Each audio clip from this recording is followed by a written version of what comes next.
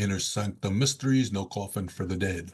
February 20th, 1945, American Marines are fighting yard by yard across Iwo Jima.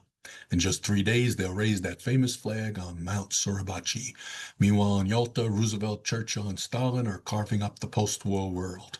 And back home, Americans are gathered around their radios, escaping the war for 30 minutes of delicious terror. Tonight's star is Les Tremayne, a man whose voice was so distinctive that polls ranked him alongside Franklin Roosevelt and Bing Crosby as the 3 most recognizable voices in America. Think about that. Not movie stars, not singers, a radio actor speaking to millions he would never see. In this episode, someone has died, and the question isn't just who done it, but why isn't there a coffin? Classic Inner Sanctum. They never gave you a simple murder. They gave you something to gnaw on, something that stayed with you after the lights went out.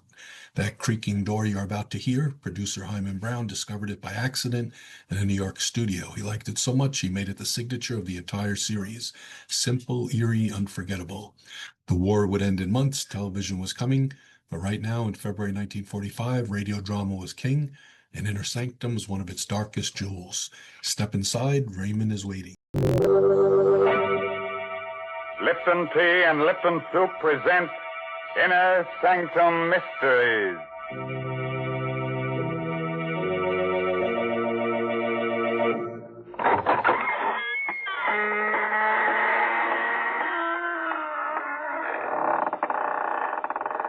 Good evening, fiends. Friends of the Inner Sanctum. This is Raymond, your host, inviting you through the squeaking door. Don't hesitate. Come right in. Oh, it's a bit dark. Careful, don't brush up against that skeleton. Oh, he's quite harmless, I assure you. He's only the skeleton in our closet come out for a bit of air.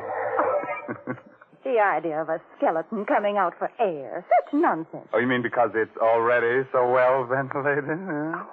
Oh, how do you do, Mary Bennett? Hello, Mr. Raymond. Now, you tell me truthfully, is there a family skeleton in your closet? Oh, yes, indeed. And what's more, we make no bones about it. But I'd like to really get him out of the closet. I need space to store my Lipton's noodle soup. What a silly thing to say. You know very well that Lipton's noodle soup comes in a tidy little package that takes up hardly any room at all. Oh. Fact is, Lipton's is convenient all the way around. It takes hardly any time to make, costs less, and makes lots more than canned soup. And when it comes to flavor, nothing can beat Lipton's.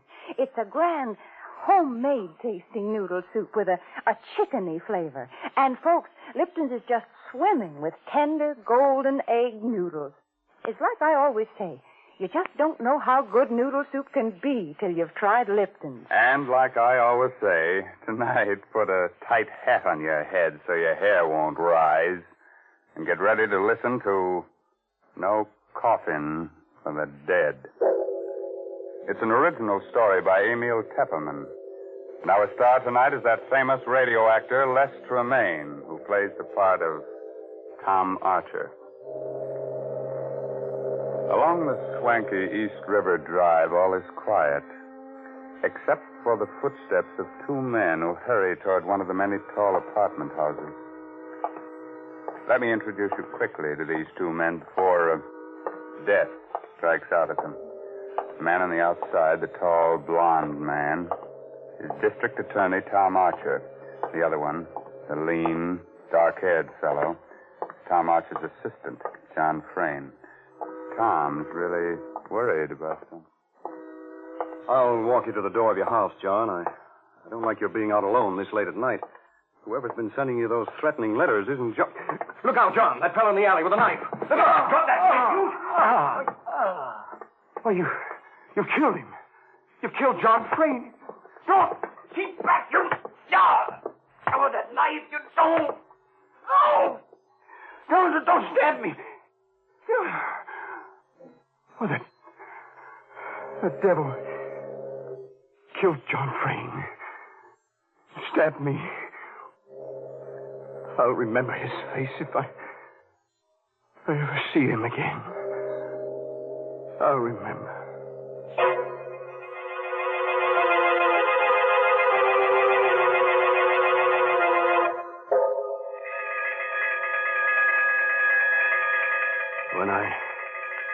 began to regain consciousness after that attack. I was lying on the ground at the mouth of a little alley near John Frayn's home. A fussy little ambulance intern had just finished working over me. There was a small crowd around me. And I glimpsed the face of Detective Inspector Lambert just behind the intern. There. Feel better now, Mr. Archer? How is he, Doc? How about got him fixed up, Inspector Lambert? I think he'll be all right. He's conscious now. Can I talk to him? Yeah, but better not move him for a few minutes till the shock wears off. How are you, Mr. Archer? Oh, pretty good. I feel like a mummy with all these bandages. Yeah, both hands. What did they do? Jump you with knives? Oh, we were passing the alley. John and I... John? What happened to John Frayne? Speak up, Inspector. What happened to John? Now, take it easy, Mr. Archer. John's dead. They got him in the back. Right through the heart. Oh, merciful heaven. John? Did you get a look at the killers, Mr. Archer? Could you identify them? Well, there was only one man. He came out of the alley. He stabbed John, and then he swung at me. I didn't have time to go for my gun, so I caught the blade in my bare hands. He ripped the knife away and stabbed at me I don't know how many times. 6 stab wounds, Mr. Archer. You're darn lucky none of them hit a vital spot. That was a brave thing, grabbing the knife with your bare hand. Probably saved your life. That's the mistake the killer made, leaving me alive. I've seen his face. I'll catch up with him, if it takes the rest of my life.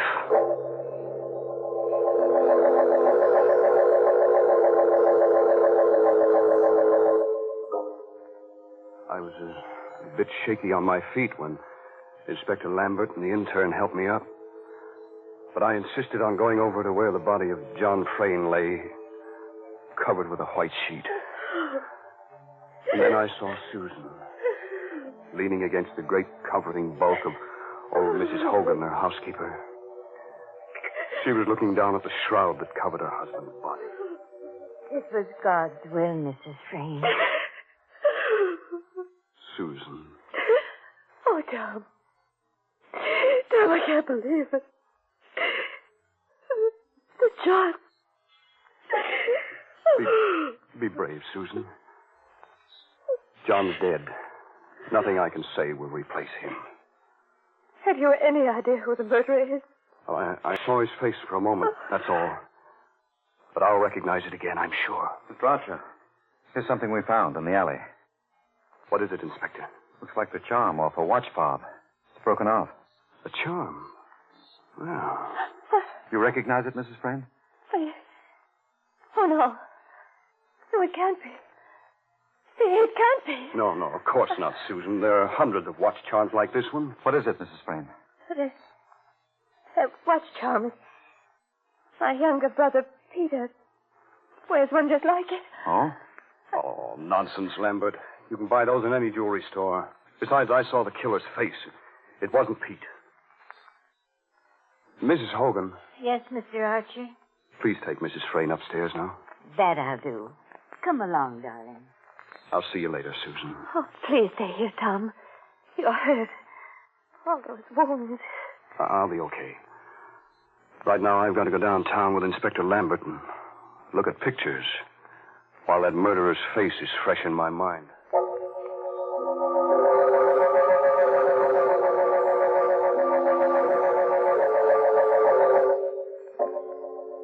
At headquarters, I looked through hundreds of pictures in the Rogues Gallery.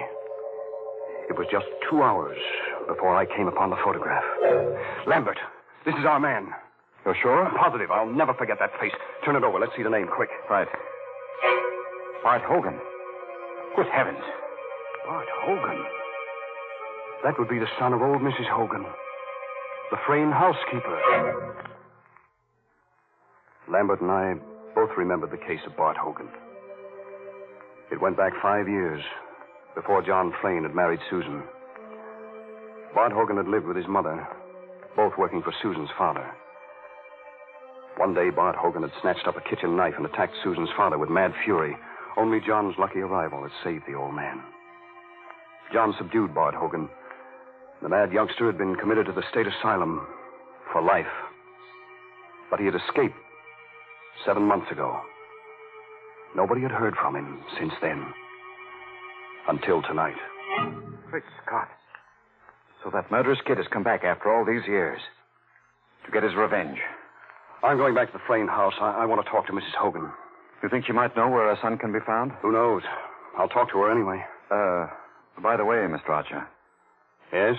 while you're up there, suppose you just kind of check on whether Brother Pete has lost his watch charm.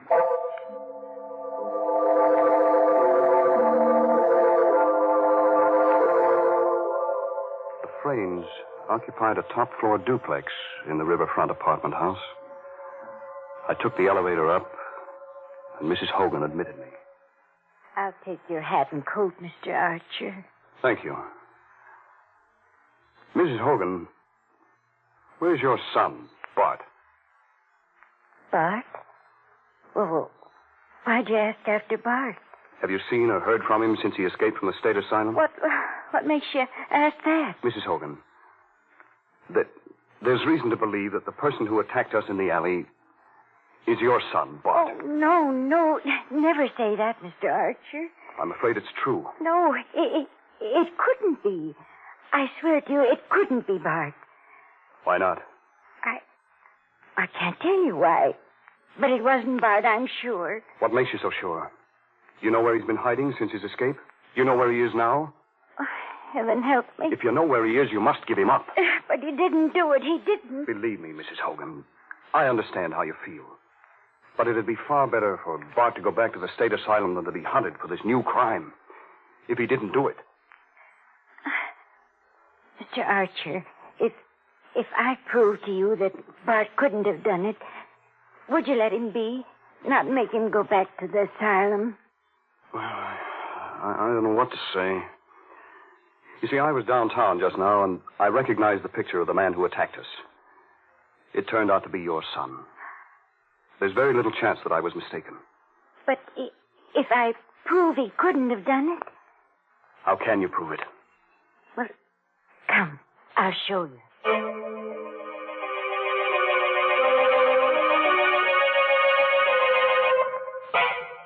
Her usually ruddy face was drained of blood as she led me up the stairs to the upper floor of the duplex, and then along the hall to her room. I always keep the door locked. Go inside, please. Well, I don't see anything in this room, Mrs. Hogan. Well, over here, please, at the closet. That you, Ma? That you? It's all right, Bart, darling. I brought a good friend. Good heavens. You've been hiding him here in this closet? For 7 months now. When he escaped from the asylum, he came here. I cleared out the closet. It just holds the cot. He lies in there night and day. Where's he, Ma? Why'd you bring him? What's he want? Don't be afraid, Bart. Mr. Archer won't hurt you. He wants to ask you some questions. Bart, have you been out of this room tonight? Out? Me? Not a chance. He tells the truth, Mr. Archer. Here, I'll pull the blanket back and show you the proof. There. Look at his legs. He was shot in both legs when he escaped from the asylum. I couldn't get medical attention for him, and the wounds never healed properly. I see. You must believe me now, Mr. Archer. Bart couldn't be one who attacked you. Because, well, he'll never be able to walk as long as he lives.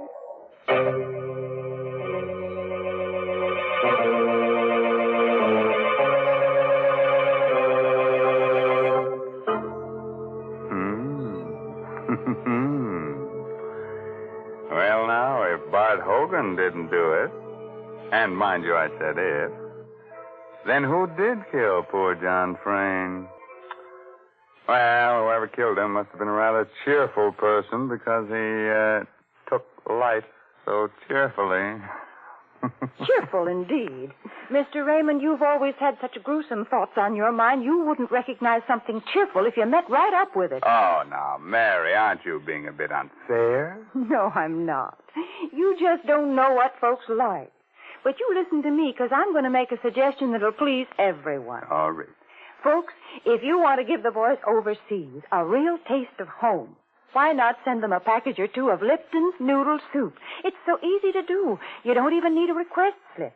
You know, a bowl of hot soup makes a mighty good snack for the boys. And when they receive Lipton's noodle soup mix, they're getting that old-fashioned kind of chickeny-tasting noodle soup.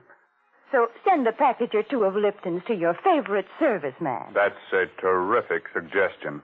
And here's another thing that pleases me. There seems to be plenty of murder ahead in tonight's story. You remember that pretty little girl, Susan? Well, looks like she's next on the murderer's list. How about that, Tom? Come on, tell us more. And don't spare the gore. When I entered the living room on the lower floor, a few minutes later, Susan and Peter were there with Arnold Matson, the lawyer. I tell you, this is a serious problem, Susan, and we've got to find an answer to it. There is no answer, Mr. Matson.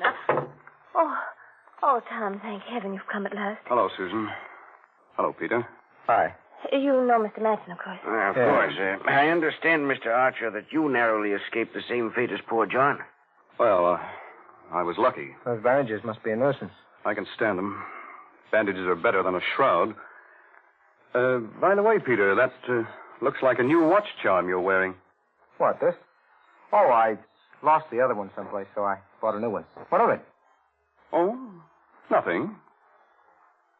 Mr. Matson, when I came in, you were saying something about a serious problem. Exactly. As you know, Susan's father left an estate of $1.25 million in a trust fund to be paid to Susan on her 23rd birthday. Yes, I know.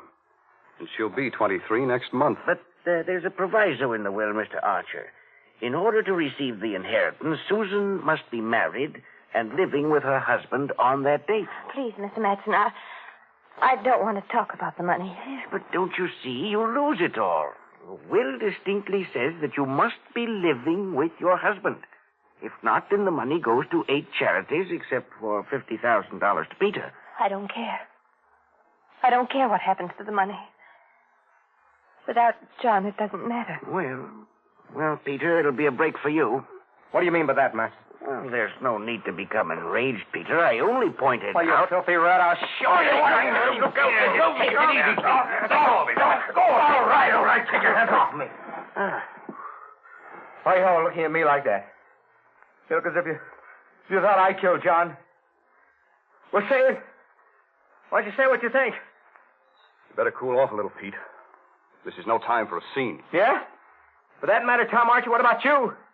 You'd like to marry Susan yourself, wouldn't you? Why, you rotten little... You better cool off a little, Tom. This is no time for a scene. I'm sorry. Yes, Peter, you're right. I would like to marry Susan. You know that, don't you? Yes, Tom, I know. You two look at each other like a couple of puppies in love. I'm going to get a drink. And nuts to the 50,000. Right, George, I've got it.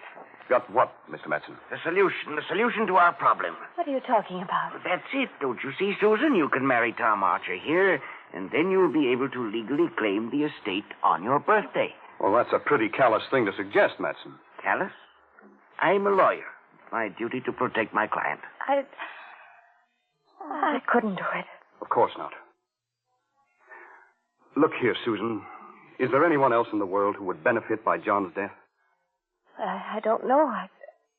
I can't think. Oh, what's the difference? Are you still looking for clues, Archer? You know who the murderer is, young Bart Hogan. Why look further? Bart Hogan? Matson, how did you know about Bart Hogan? What do you mean? Well, I just come from Inspector Lambert's office. There was nobody present when we found Hogan's picture. How did you know about it? Well, it's really quite simple. I phoned headquarters a little while ago, and Inspector Lambert told me. Archer, Matson! What's that? Peter!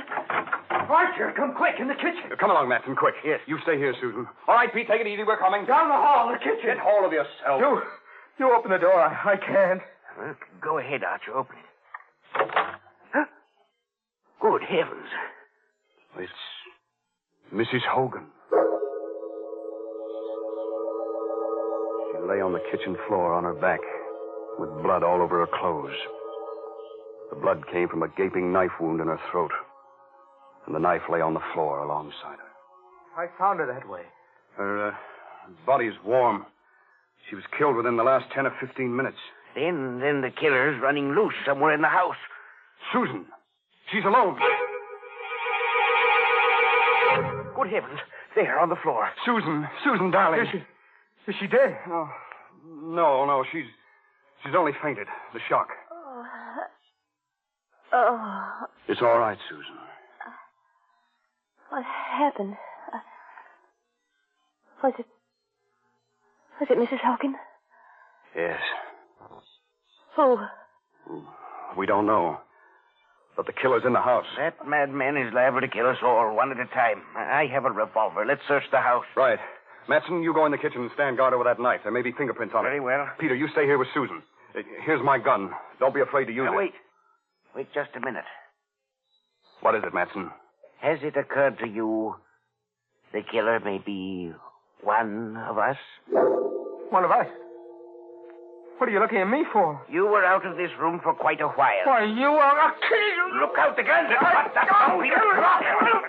That's better. I'll take the gun. He was going to shoot me. Sorry. I lost my head. Susan, I'm sorry you have to go through all this. Everybody's on edge. There's a killer loose in the house, and we've got to find him. Yes, Tom.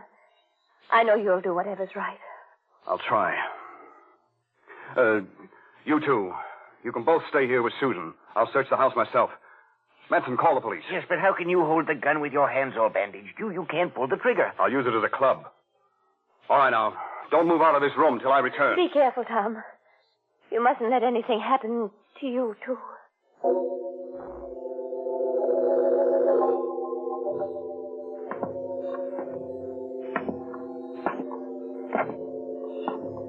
I went slowly up the stairs to the upper floor, gripping the gun by the barrel in my bandaged hand.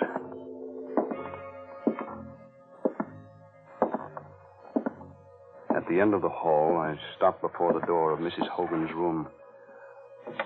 I opened the door with the keys. Inside the room, the closet door was open.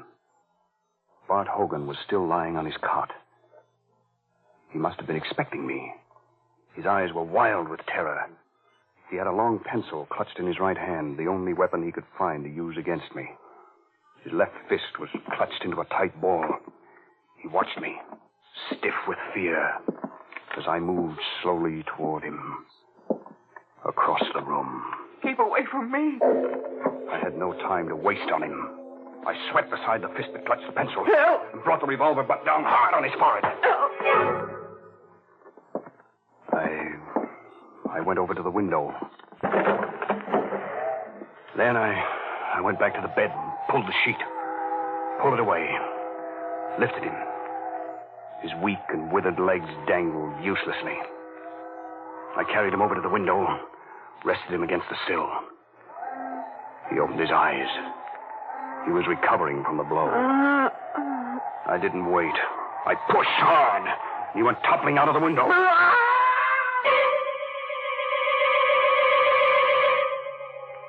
I leaned over and saw the body strike against the 10th floor setback, then go hurtling into the air and smash down upon the pavement far below. There wasn't enough of him left to perform an autopsy on. They'd never know his legs had been no good, that he hadn't been able to walk. Everything would be easy sailing from here on. Susan would marry me to save the estate. $1.25 million. Oh, I'd been clever enough. When I called out that fake warning at the mouth of the alley, I myself stabbed John in the back. Then I slashed myself up. They'd taken my story at face value, Lambert and the others. I'd guessed that Mrs. Hogan was hiding Bart, but just as a precaution, I'd stolen Peter's watch chain and dropped it at the scene of the crime in case I should need another suspect. But when I found Bart couldn't walk, It became necessary to kill Mrs. Hogan, too, for she was the only one who could tell the police that Bart hadn't been able to walk.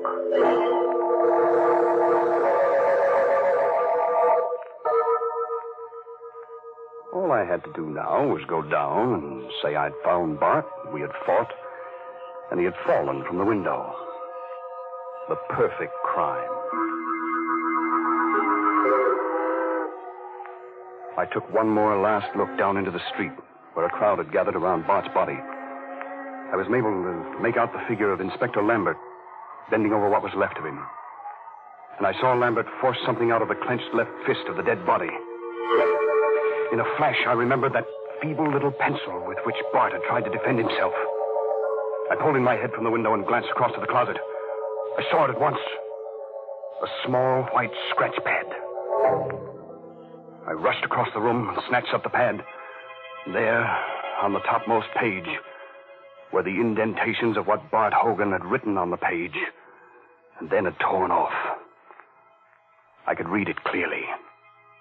I could almost imagine his terrified voicing of the frightened appeal as he wrote it. Archer was here. He means to kill me. He wants them to think I killed John Frayne. But I can't walk. I've got 2 bullets in my legs. For God's sake, save me. Bart had written that note, meaning to throw it out the window. But I had come back too soon for him, and I had thrown it out of the window for him. I went back to the window and looked down. I saw Lambert peering up. Then he turned away and hurried toward the entrance of the building.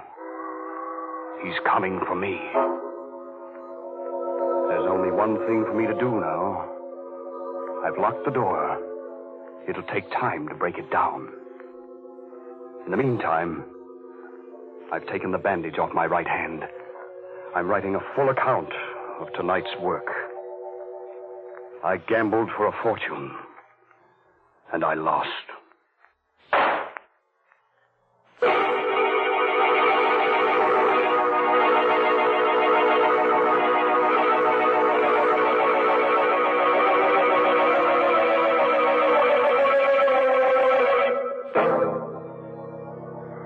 Oh, dear. And I loved that boy so. Yes, sir, he seemed like such a nice young man.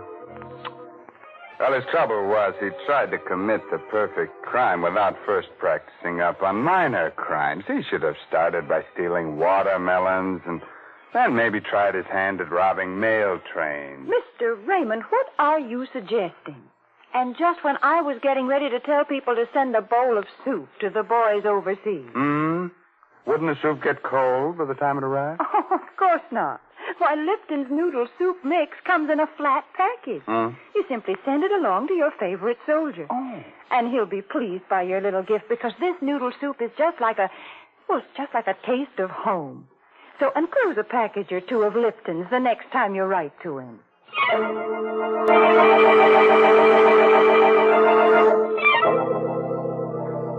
Oh, gosh, I'm sorry you have to go so soon.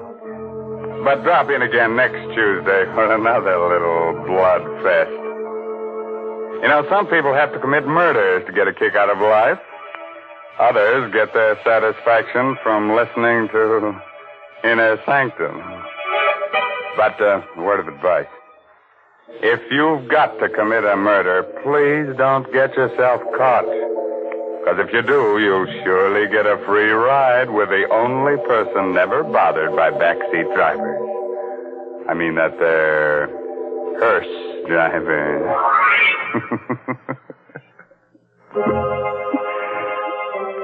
By the way, this month's Inner Sanctum Mystery novel is A Time to Die by Hilda Lawrence. Well, now I guess it's time to close that there squeaking door until next week when Lipton Tea and Lipton Soup bring you another Inner Sanctum Mystery directed by Himan Brown. So until then, good night. Pleasant dreams.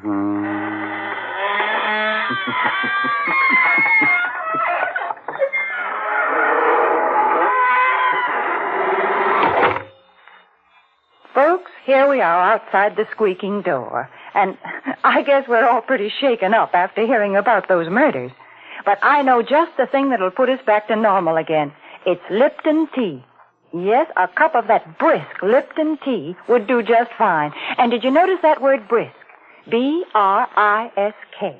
It's a mighty important word in tea language.